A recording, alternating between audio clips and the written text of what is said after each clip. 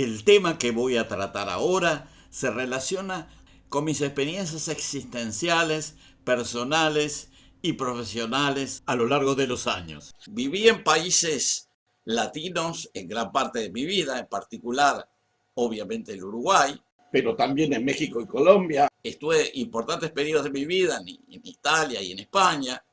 Estudié en Francia. O sea que tengo una experiencia bastante vasta en países latinos, tanto en América Latina como en Europa.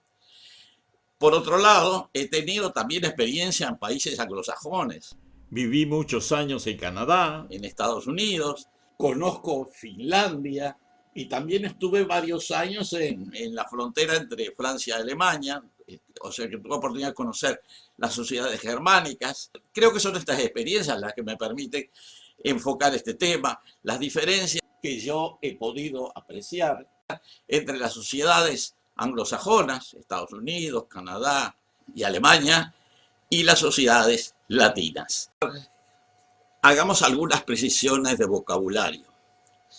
Cuando decimos anglosajones, no nos estamos refiriendo exclusivamente a los pueblos anglos y sajones que migraron a Inglaterra alrededor del siglo V, sino más bien a los elementos germánicos de estos dos pueblos. A ello se agregó el aporte escandinavo introducido por los vikingos a partir del siglo VIII, que por otra parte también tenían elementos germánicos, o sea que en gran medida Inglaterra fue generando una cultura en donde lo germánico comenzó a dominar. Por otra parte, cuando decimos latinos, debemos ser todavía menos exigentes. Los latinos apenas eran un pueblo, los romanos, en la variedad de naciones itálicas, pero debido a su influencia política y a su evolución expansiva e imperial, suele extenderse la denominación latino a los pueblos que cayeron bajo su dominio y bajo la influencia religiosa de la Iglesia, en particular la Iglesia cristiana a partir del siglo IV. Tanto la Iglesia como las instituciones burocráticas del imperio tuvieron importante influencia en las lenguas escritas y más particularmente en los vocabularios. De allí que países como Francia, España y Portugal son considerados latinos. Por derivación, todos los países conquistados por estas naciones en sus fases imperiales usualmente también se integran al mundo latino. Es sobre todo el caso de América Latina, que está compuesta por países que fueron conquistados sobre todo por España y Portugal, y debido a que hablan lenguas consideradas latinas, también entran bajo la denominación de latinos. No hay que olvidar también que durante el transcurso de los siglos XVI y XVII se produjo la reforma religiosa, con la figura de Lutero surgió el protestantismo y ahí apareció una manera completamente diferente de considerar las instituciones, la vida y la realidad de las sociedades. El enfoque a partir de ese momento en la religión fue darle predominancia a la fe, mucho más que a la conducta o al perdón de los pecados. El individualismo que se generó en los países nórdicos europeos, donde en general se le dio más importancia al trabajo individual, sobre todo debido a que en los climas más extremos, o por lo menos en los climas donde los inviernos son más rigurosos, eso obliga al trabajo intenso y dedicado en la estación de verano. Los países del norte tendieron más hacia el individualismo, mientras que los países latinos tendieron más hacia el burocratismo, hacia el respeto a las instituciones estatales, que en el primer caso fue el Imperio Romano, pero después siguieron habiendo otras instituciones estatales durante los siguientes siglos, y eso marcó una diferencia que es bastante notoria, que se expresa sobre todo en el sistema legal. El sistema legal de los países latinos se basa en la ley. Primero se redacta la ley y luego la realidad tiene que adaptarse a la ley. Mientras que en los países anglosajones se produce lo contrario.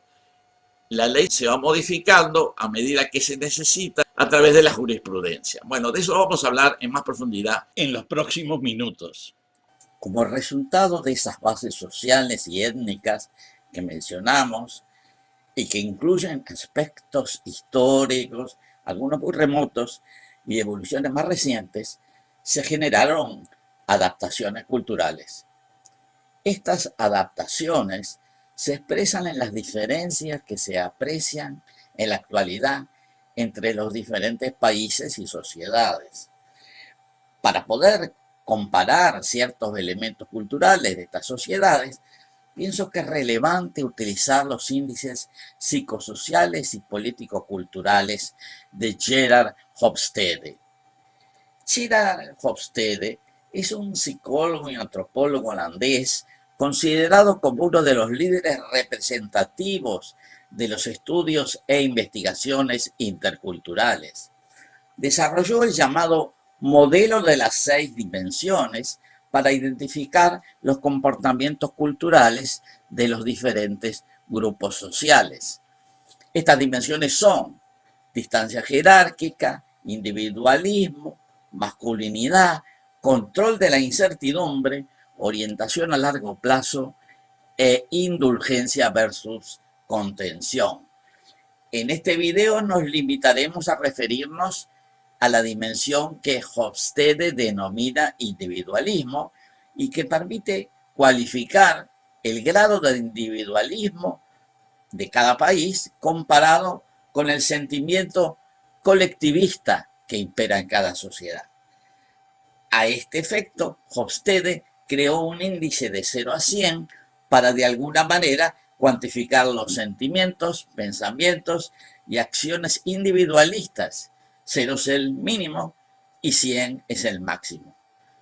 Cuando observamos los datos acerca del individualismo a nivel mundial, llegamos a interesantes conclusiones.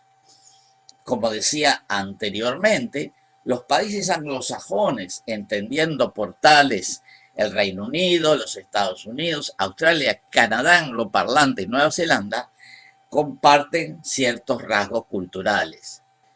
Estos rasgos se manifiestan cuando observamos el índice de individualismo de Hofstede. De acuerdo al índice de individualismo de Hofstede, estos países presentan los índices de individualismo más elevados del mundo, con Estados Unidos al frente con un índice de 91, Australia 90, el Reino Unido 89, algo menor Canadá con 80 y Nueva Zelanda con 79. Los países germánicos europeos, incluyendo los escandinavos, también presentan índices elevados de individualismo, entre 67 de Alemania y 80 de Holanda y Bélgica. Dinamarca tiene 74, Suecia tiene 71 y Noruega 69. A pesar que uno tendería a pensar que los países latinos europeos tenían índices de individualismo inferiores, me encontré que Italia tiene un índice de 76, ligeramente superior a Dinamarca, y Francia un índice de 71. El índice de individualismo de España es bastante menor, con 51. Las grandes diferencias se encuentran cuando uno observa los índices de los países latinoamericanos.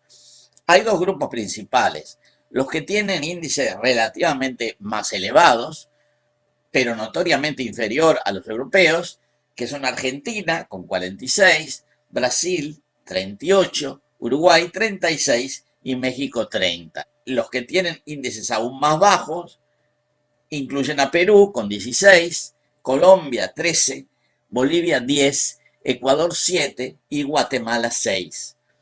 Considero que en Latinoamérica este índice está midiendo la influencia de las culturas indígenas, que tienden a otorgar más valor a la comunidad que meramente al individuo. También está midiendo la influencia de la inmigración europea y aparecen con índices de individualismo mayores, como es el caso de Argentina, Brasil y Uruguay. En otras palabras, las culturas latinas europeas han evolucionado hasta parecerse bastante en ese aspecto a las sociedades anglosajonas y germánicas, mientras que las llamadas culturas latinas de América Latina, es decir, América del Sur y Mesoamérica, son notoriamente menos individualistas. También parece indicar que las sociedades más pobres tienden a ser más solidarias y menos individualistas. En el cuadro adjunto se pueden apreciar los índices de individualismo que mencionaba. Lo anterior demuestra que las diferencias básicas que se habían identificado de los países anglosajones y germánicos, en algunos aspectos, es de carácter relativo. En mi opinión, en el desarrollo de las actitudes individualistas en los países latinos europeos, sobre todo Francia e Italia, influyó su incorporación en la sociedad de consumo que consideramos es el principal estímulo del individualismo. Esto también se ve en los países latinoamericanos más individualistas y menos colectivistas, que son Argentina, Brasil, Uruguay y hasta cierto punto México. Pero que además son los que tienen mayores ingresos per cápita y por lo tanto han desarrollado mayores hábitos de consumo. En el otro extremo están los países con mayor población indígena, que también en general coinciden con menores ingresos y por lo tanto mantienen formas de relacionamiento más empáticas con las demás personas de sus comunidades.